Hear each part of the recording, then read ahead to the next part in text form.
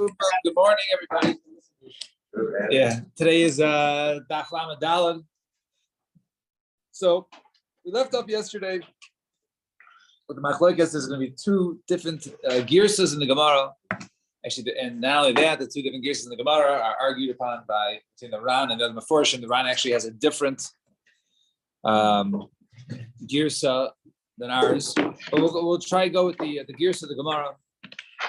So we had a Mishnah, right? Just to take two steps back. So the Mishnah was talking about a person who's muder hana mechavero.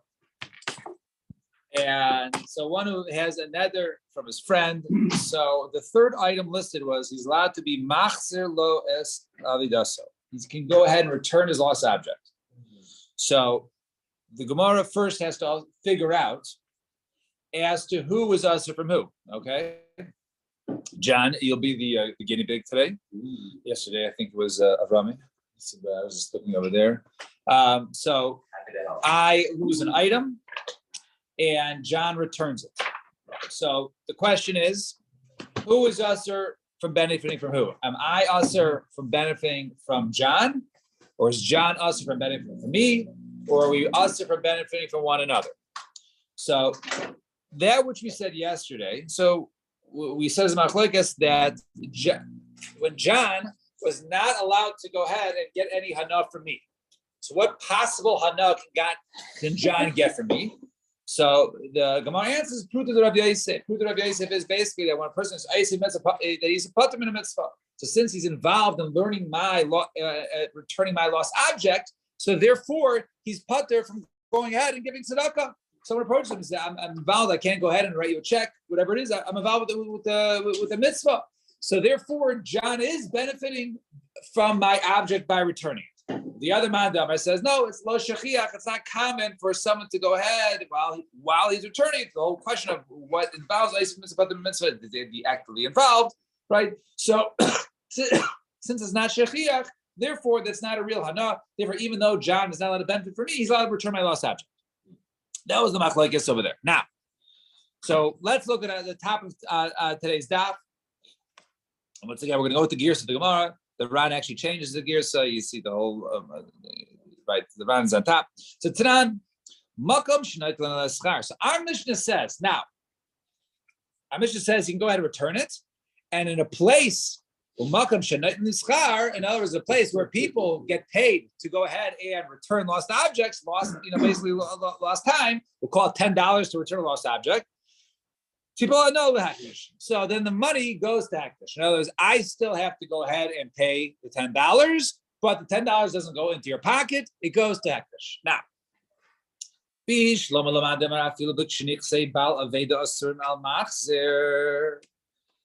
this works well according to the sheet of the machlokes we saw yesterday, according to the opinion, even with an ichsei bal aveda, which is me, I'm the owner of the object, is aser and John.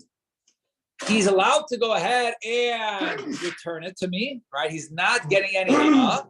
So hainu diktani makam shleik l'schar tipo no hektish. So since he is not allowed to go ahead and benefit from me, so therefore it makes sense that he's allowed to go ahead and return it to me because Pruta Rav Yosef is lo shechiach, and therefore when I pay him, now he's finally going ahead and right. So there's two hanas, right? There's the hana of getting the hana of Pruta Rav Yosef, who says lo shechiach, and also that if I pay you $10, you're getting hana. So even that, so that's why the Mishnah says tipa hana lehektish.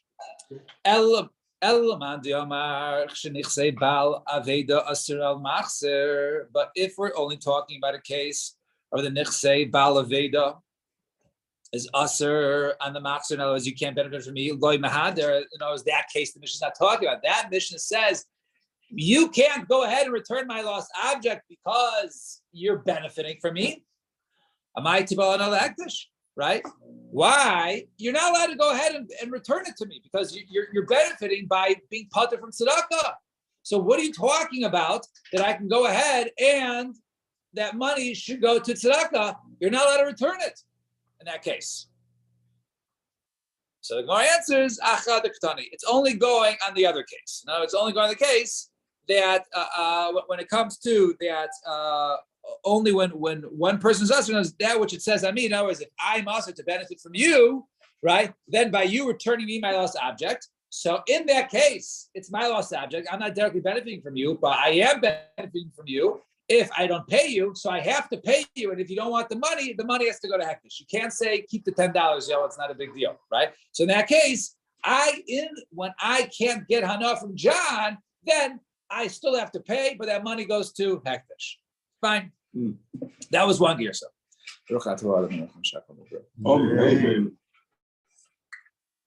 Second gear. So. There are actually places where people are paid for returning. Yeah. That's what the Mishnah said. Right. Right. It's like you say actual places where people get paid to judge. Yeah. Or be on a jury. Sure. Right. So the masni law kai lishna. Others have a different machlekes. So please about Rabbi Ravasi. I think those are the two yesterday. Yeah. Rabbi Ravasi. Yeah. So Chad Omar Lo Yishanu Ela B'Shenich Say Bal Aveda Asur Al Machzer Mishum Turav Yaseh Lo Shechiach. Why is it? We're only talking about a case where the nichse of the Bal Aveda are Asur Al Machzer. Those my items are Asur to you. And Prutrav Yaseh Lo Shechiach. Right? And in other words, so since they're Asur to you, you can't benefit from me. So Prutrav Yaseh is Lo Shechiach.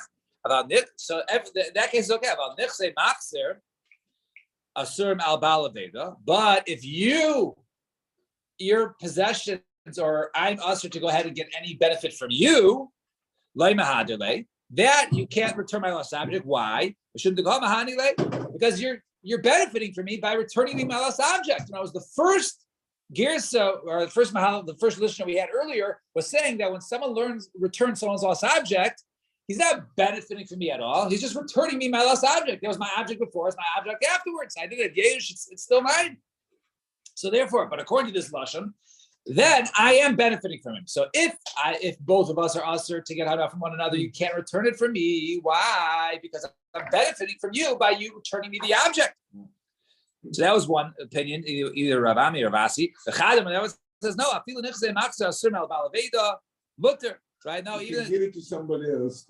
Huh? No, you can't even No, so you don't have to take the money for giving it back. That's the other case. That was the previous case. But if the nechasim of the machzer are usher to me, right? Mutter, the chimahadulei, right?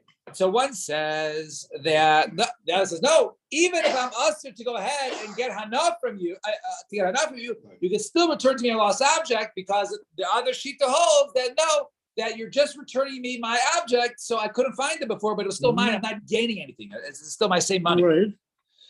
So that was the machlokes. That was the machlokes is as to whether you returning me my lost object, am I benefiting from you or not? Some sort of benefit. So Tanan, now let's look at our Mishnah. So our Mishnah says, so now then our Mishnah says, okay, in a place where they get paid to return the lost object for the lost time, then that money goes to Hektish. So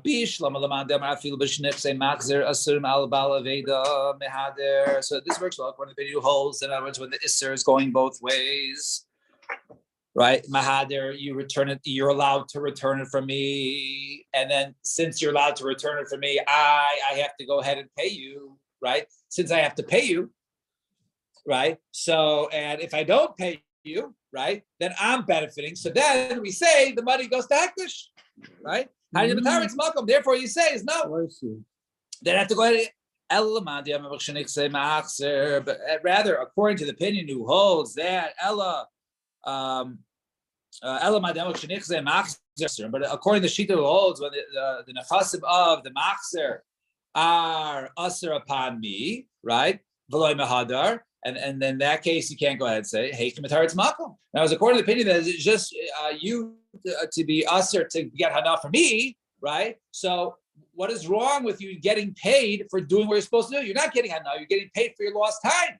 Since you're getting paid for your lost time, right? So why does that money have to go to Hektish, right? If that's the only issur is you to benefit from me. So you're not benefiting from me. You wasted an hour returning my lost object. You get reimbursed for your hour. It's a reimbursement. It's not hana. You get paid when you don't get the issur. He's getting paid, right? Working have to Yeah, right. You can still, I guess, get paid to do the mitzvah. It doesn't have to be lishma, right? It's still a mitzvah, I guess, right? The dashos aveda, right? Even if you're paid for it. I hear you saying. But l'chayra, right? The hana, right? The mitzvahs lav lahanos nisnu, right? They're not necessarily for benefit. Isn't it still hana though? If you're getting paid? No, because you had a loss of your time, and now you could have gone ahead and done your. You could have gone ahead and done your design work for an hour, right? You could have gone ahead and done you drive an Uber drive, right? And so instead, I pay you, right? Whatever the loss it would have been. Yeah, you have other expenses, right? So Gemara says, and kasha. So it's the kasha according to that sheet over there, because if the only hana was only one way, according to you, not benefiting for me, why does the money have to go to hektish? All right, l'chara, you should be able to take that money. So therefore, the Gemara ends with the kasha. Fine. Now I think it's an introduction to my guess is tomorrow's Gemara, because it doesn't really get into the whole sugya. But Amar Rava, let's see. Rava says, "Haisa lafan of kikar shel hefker." A person says, a person has in front of him a loaf that is hefker. It's kosher, right? That it's known as hefker. The Amar, and he's allowed to go ahead and acquire it. He's within Dal Amos. The Amar.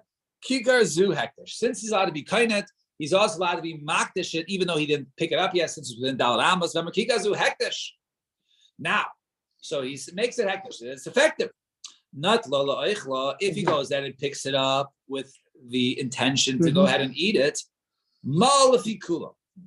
He has violated mi'ila, right? Mi'ila is he has gotten forbidden hana from something which is hektish. By him picking up to go ahead and eat it, he has now removed the hektish from it, and he is mullet. So the value of the loaf of bread was $5. I now owe, right, $6 or whatever it is. You have to add on a chemesh when you repay the mi'ila, right? So I now owe money to hektish for the entire value of pasach chemesh of the kikar, because I took it for my own benefit.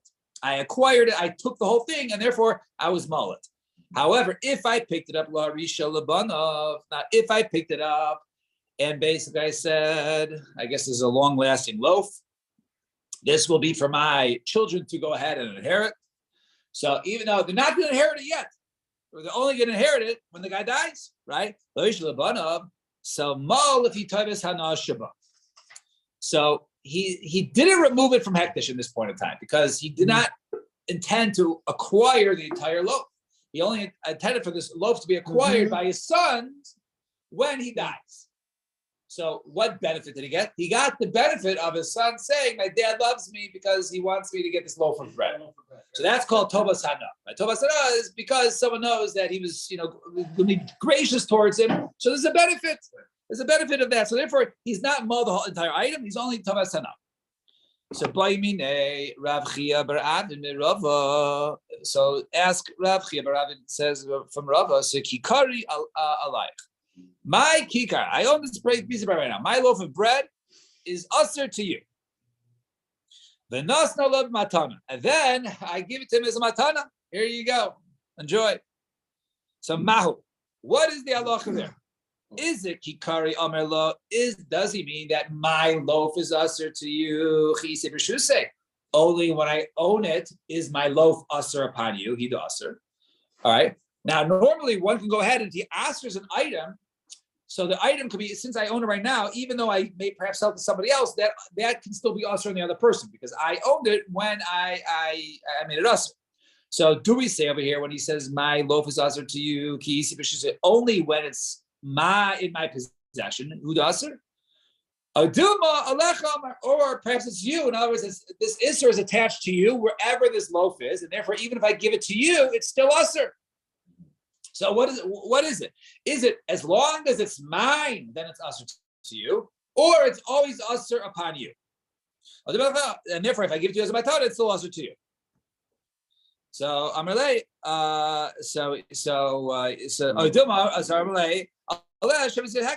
upon you, it's hektish. So Amarle, pshita, the alpha gab the matana usher. It's obvious. It must be this case when he says kikari. Right? So it's obvious that it's still usher. Why? So if he says it's lashon ella kikar alecha lafuki mai, if it wasn't usher for me to give it to you as a matana, you still enjoy it. So what case would this exclude for you to go ahead and be usher from this loaf, right? Where are you going to say it's talking about? Now, if you steal it from me, it's still usher. You can't go ahead and steal, right? So what other scenario am I ushering this loaf from you, if not for me giving to you as a matana? Perhaps no. Who says la fuke diazmani Allah? Maybe if I invite you for dinner, then since when I invite you for dinner to my house, I'm serving you my food, and therefore that loaf of bread is on the table. Therefore, since it's still mine, it's usher to you. But maybe in a scenario where I give you, I say this loaf is my loaf is usher upon you, and I give you the loaf as matana. Maybe it's no longer usher upon you because now I transferred rishus, and we'll have to continue the sugya tomorrow. All right. We'll stop here. Wow. Shkoyach, everybody. So tomorrow, I will not be here tomorrow, but I'll be here.